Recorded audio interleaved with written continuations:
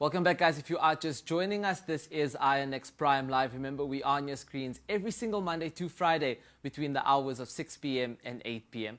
Now, in recent years, the tech industry has seen a transformative initiative taking root in South Africa, led by the South African Mobile Devices and Repairers Association, also known as SAMDDRA.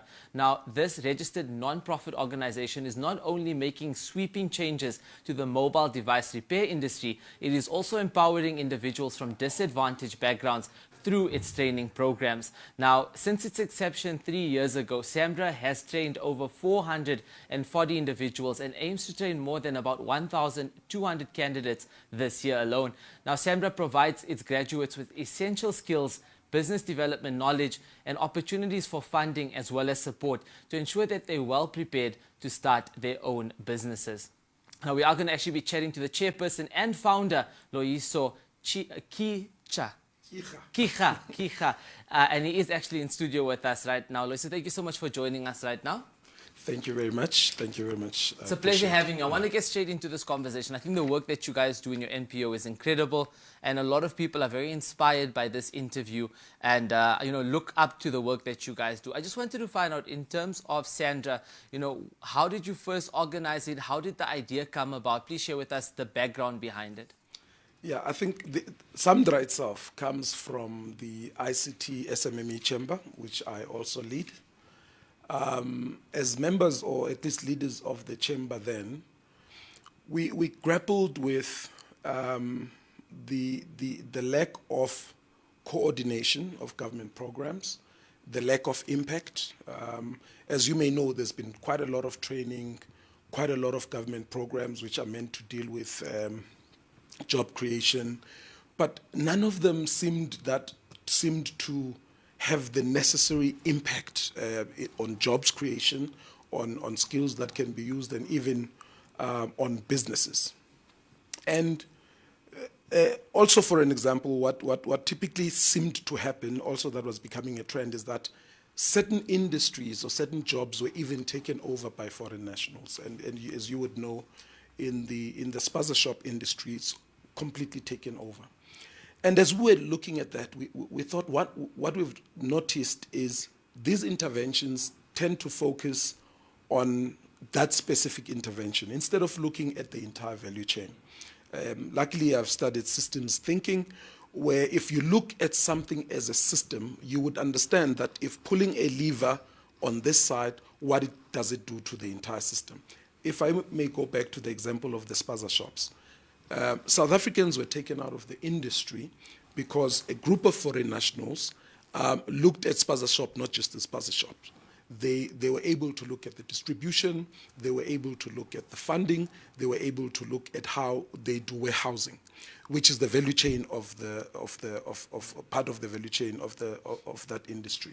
And they're able to outprice our people. They were able to make sure that their shops are better stocked, and as such, they were able to take our people out of the market. And the same thing was beginning to happen here. So we then looked at the entire value chain of the mobile device industry, all the way from manufacturing all the way to e-waste, which is how you decompose of these devices. We said, where do we start? And we realized that the mobile device repair industry was almost going the same route as the spaza shop. Yeah. If you notice now, you go to any shopping center, you're looking for accessories or mobile devices, mainly non-South Africans. And these are jobs that South Africans can do and can be trained to do. That is where we came up with SAMDDRA, and we said, let's start and focus on the mobile device repair industry, but the aim is to really look at it as a whole, so that we are able to support it, so that we make sure that those that we train are able to be to create sustainable businesses and sustainable jobs. So that's really what came about. We looked at the entire value chain, and we said, how can we create a program that would be sustainable and create jobs for our people. No, I think that's brilliant, and it's definitely an industry that's, amazing to tap into. I just want to touch on, looking at the NPO, and I mean, it's all about foresight at the end of the day. It's all about the direction of the NPO, and you play such an important role and a vital role in that, because obviously, your vision leads to the growth, or obviously the opposite of it then if it isn't done correctly. But I just wanted to know, what are some of the visions and missions and goal objectives of the NPO in the long-term perspective? The first one is we want to see in every township, in every mall, in every shopping center, our own people that have been trained, having shops, trading. We want to see those that have been in the industry, that have been working for the MNOs like Vodacom and MTN, who have been able to do this job without having papers, to be RPL'd through our program as a professional body, so that they can get certificates which are NQF level recognized. We want to make sure that you as a South African, when you go to a mobile device repairer, obviously that is SAMDDRA certified, you are given assurance that that person is well trained, they're using the proper tools, they are using the proper parts for your phone, and they adhere to a certain code of conduct and not take certain parts from your phone like what's happening now. To basically see this industry professionalized for its growth, and a trust system between the end user and the industry. And lastly, to make sure that this industry is not used to create crimes, because if in the wrong hands, people who know how to work these phones could also use them for criminal purposes. So that's really the vision for SAMDDRA. But the bigger vision is to make sure that we create jobs and we can bring these services closer to our people. No, without a doubt. And I mean, I'm just thinking about the work that you guys do. You do get a lot of these practical training programs that are out there in South Africa. And a lot of them are out there trying to provide different solutions to different problems. How would you say your programs differentiate or are different to any of the other ones that are currently out there right now? Yeah, as I explained before, we looked at the entire value chain. So first, there was no mobile device repair qualification in South Africa. So together with MICT-SETA, which I'm also a board member of, we assisted to put together a qualification. That qualification has been gazetted. It will come in quite soon, so that everybody can be able to make use of it. Currently, the program we are training on was a program that we designed using the National Electronic Certificate. So that's where we started. We made sure that there is a program that is accredited by MICT-SETA, which is the SETA relevant for this industry. On top of that, we did not only look at training, which is the real differentiator. We didn't train people for the sake of training and said they must go away, there's little tools. We looked at them, we looked at which partnerships can we put together so that the person who comes into our program, they get the technical skill, they get the business skill, and those that are proficient to do business are also funded to be able to start their own businesses. And those that are not business oriented, they can be hired by their colleagues, but we can also give them a certificate which can help them further their study and be able to move. And once they have those businesses, we still don't say bye-bye, you have your business. We have a distribution arm that will make sure, just like that example I was talking about at the Spaza shop, we've also made sure that there is a distribution arm that will make sure that these now young businesses don't have to wonder where to get the right material from and be making deals. They will be able to get all the tools that they need with further support and further training programs that they require from other SETAs like WNR-SETA and other SETAs which we have partnered with. So we've got a glossary of partners that would make sure, and they will become our members, by the way, so we make sure that they get more revenue streams. We bring more programs to the very same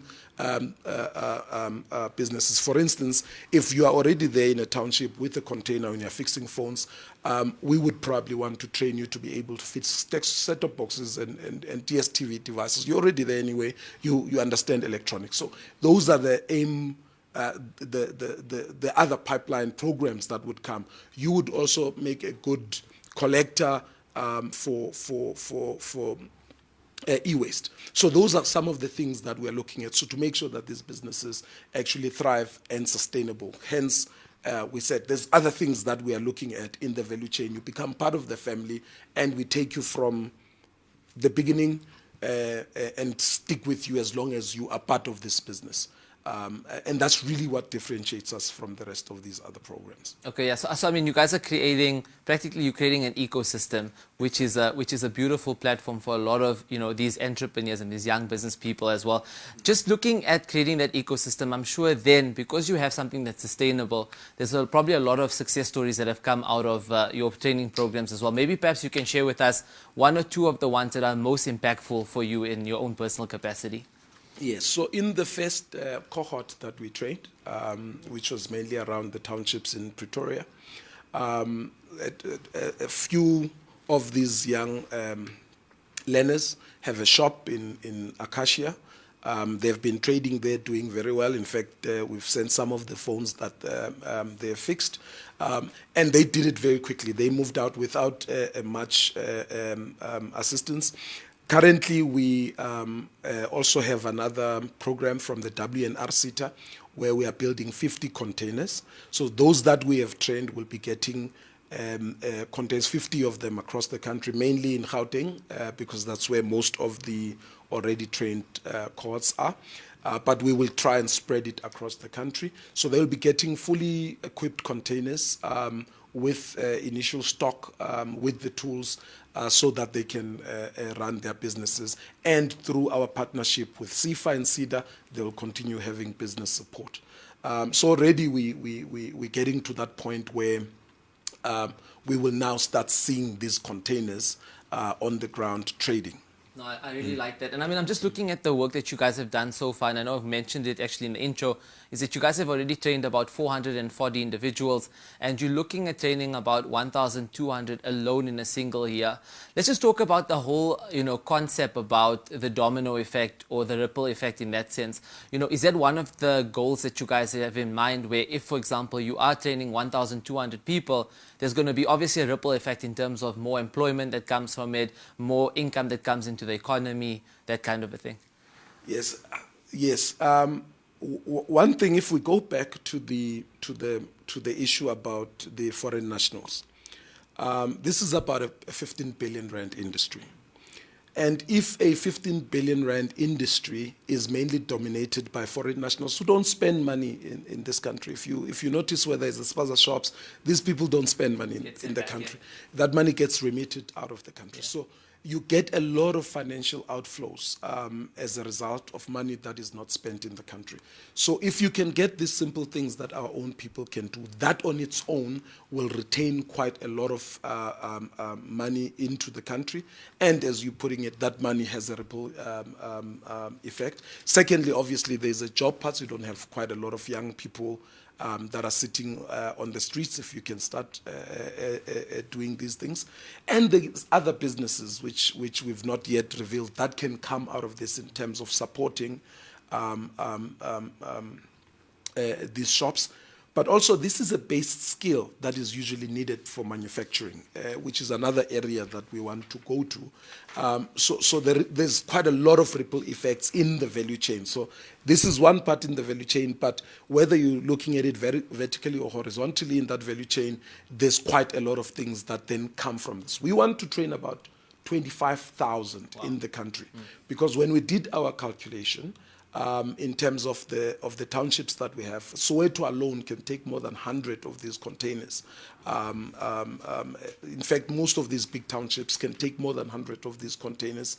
And once you have these containers, when it comes to electronics-related things, there's just quite a lot of things that you can do. So the more that we have trained, the more that we can start placing in the townships before we even get to malls, and we could start seeing quite a movement in the economy.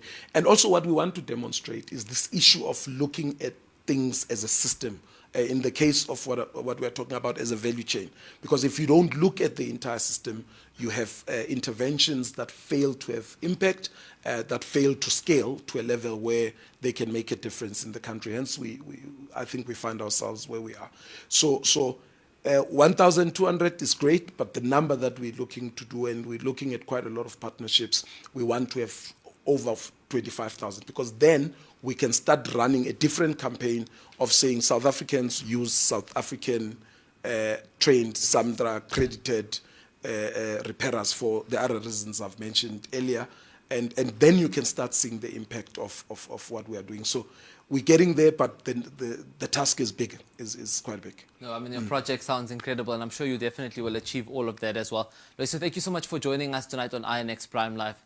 Thank you very much. Thank you. It's a pleasure, guys. That is Loyiso, who is actually the founding member and chairperson of SAMDDRA. Now, I mean, he did share with us that, you know, they've trained about 440 individuals so far. They are planning on doing 1,200, but their maximum or their higher goals that are coming up is about 25,000 and even moving up above that as well. So we definitely wish him all the best in terms of his projects. But we are going to head off right now to Masjid Ul Aqsa for Salah.